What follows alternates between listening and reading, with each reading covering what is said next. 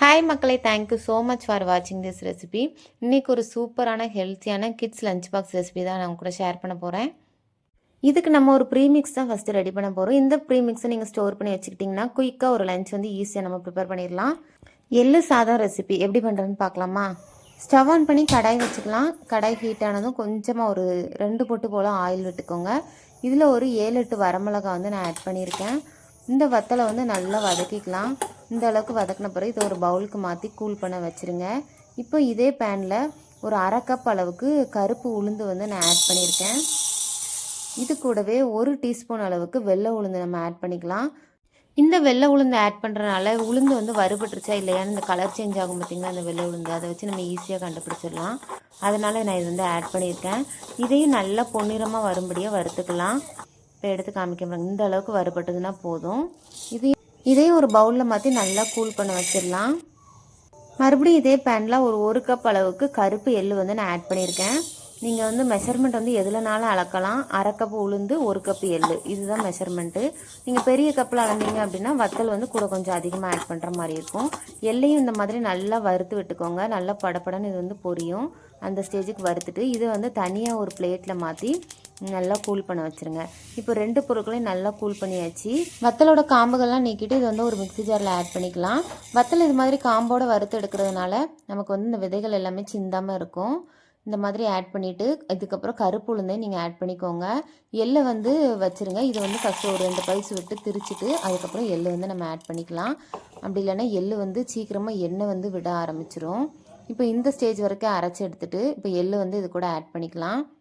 இது கூடவே ஒரு கைப்பிடி அளவுக்கு கருவேப்பிலை வந்து நான் ஆட் பண்ணியிருக்கேன். நான் வந்து வெயிலில் காய வச்சு எடுத்திருக்கேன். அந்த கருவேப்பிலையை ஆட் பண்ணிக்கிறேன். உங்ககிட்ட ஃப்ரெஷ்ஷான கருவேப்பிலை இருக்குது அப்படின்னா நீங்கள் வந்து இது நல்லா இந்த அளவுக்கு ட்ரை ரோஸ்ட் பண்ணிவிட்டு அதுக்கப்புறம் ஆட் பண்ணிக்கோங்க.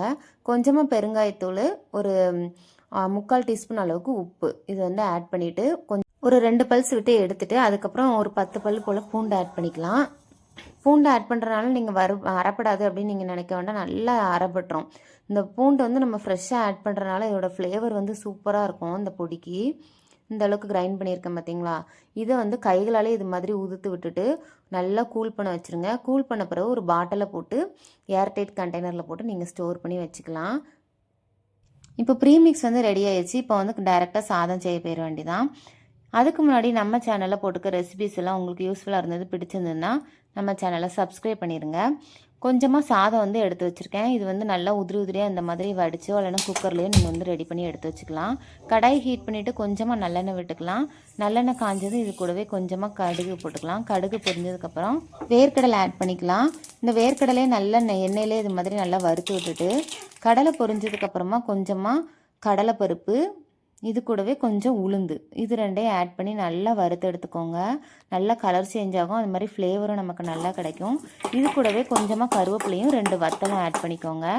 ஆட் பண்ணி நல்லா இந்த மாதிரி வறுத்து விட்டுட்டு இதில் நம்ம சாதம் இருக்குது பார்த்தீங்களா, அதை வந்து அப்படியே போட்டுற வேண்டியதான். போட்டுட்டு கொஞ்சமாக நம்ம கிரைண்ட் பண்ணி வச்சுருக்கோம்ல எள்ளு சாத பொடி, அதை வந்து ஒரு 2 டேபிள் ஸ்பூன் போல் இது மேலே இது மாதிரி தூவி விட்டுட்டு ஃப்ளேமை சிம்மில் வச்சுட்டு நல்லா கிளறி விட்டுருங்க.